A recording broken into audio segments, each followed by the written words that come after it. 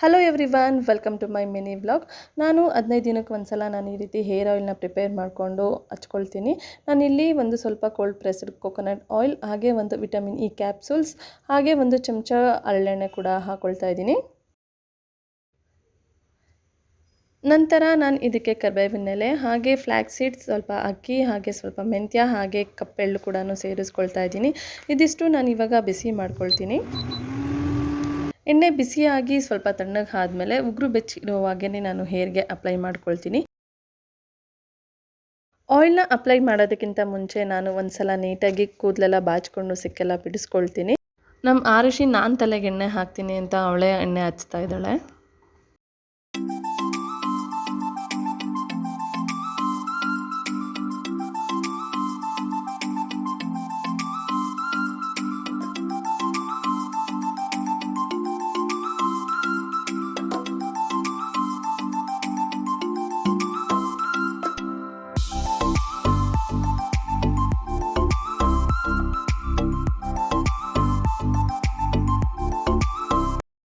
ಎಲ್ಲ ಕೂದಲಿಗೂ ನೀಟಾಗಿ ಎಣ್ಣೆ ಹಚ್ಕೊಂಡಿದ್ದಾದಮೇಲೆ ನಾನು ಸ್ಕ್ಯಾಲ್ಪಿಗೆ ಮಸಾಜ್ ಮಾಡಿಕೊಂಡು ಗಂಟು ಹಾಕ್ಕೊಳ್ತೀನಿ.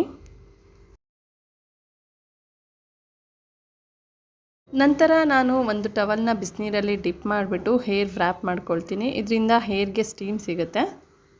ನಾನು ಒಂದು 15 ದಿನಕ್ಕೆ ಒಂದ್ಸಲ ಈ ರೀತಿ ಸ್ಟೀಮ್ನ ಕೊಟ್ಕೊಳ್ತೀನಿ. ಒಂದು 10 ನಿಮಿಷವರೆಗೂ ಟವಲ್ನ ವ್ರ್ಯಾಪ್ ಮಾಡ್ಕೊಂಡಿದ್ರೆ ಸಾಕು. ನಾವು ಈ ರೀತಿ ಸ್ಟೀಮ್ ಕೊಡೋದ್ರಿಂದ ನಾವು ಹಾಕಿರುವಂಥ ಆಯಿಲ್ ಚೆನ್ನಾಗಿ ಅಬ್ಸರ್ವ್ ಆಗುತ್ತೆ, ಹಾಗೆ ನಮ್ಮ ಸ್ಕ್ಯಾಲ್ಪ್ಗೂ ಕೂಡ ಒಳ್ಳೆ ಬ್ಲಡ್ ಸರ್ಕ್ಯುಲೇಷನ್ ಸಿಗುತ್ತೆ. ಹೇರಲ್ಲೂ ಕೂಡ ಮಾಯಿಶ್ಚರೈಸರ್ ಇಂಪ್ರೂವ್ ಆಗೋದಕ್ಕೆ ಹೆಲ್ಪ್ ಮಾಡುತ್ತೆ. ನಮ್ಮ ಆರುಷಿಗೂ ಕೂಡ ನಾನು ಇದೇ ಎಣ್ಣೆನೇ ಬಳಸೋದು.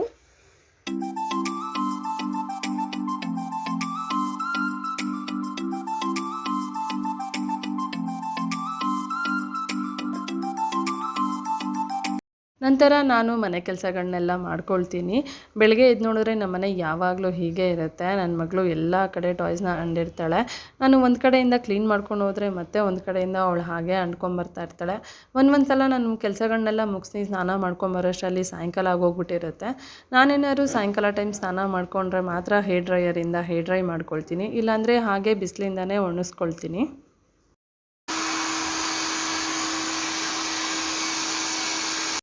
ಕೂದಲನ್ನ ಡ್ರೈ ಮಾಡ್ಕೊಂಡ್ಮೇಲೆ ನಾನು 2 ಡಿವೈಡ್ ಮಾಡಿಕೊಂಡು ಹೇರ್ ಸಿರಮ್ನ ಅಪ್ಲೈ ಮಾಡ್ಕೊಳ್ತೀನಿ. ಇದಾಗಿತ್ತು ನನ್ನ ಇವತ್ತಿನ ವಿಡಿಯೋ. ಈ ವಿಡಿಯೋ ಇಷ್ಟ ಆಗಿದ್ದರೆ ಲೈಕ್ ಮಾಡಿ, ಸಪೋರ್ಟ್ ಮಾಡಿ. Thank you all.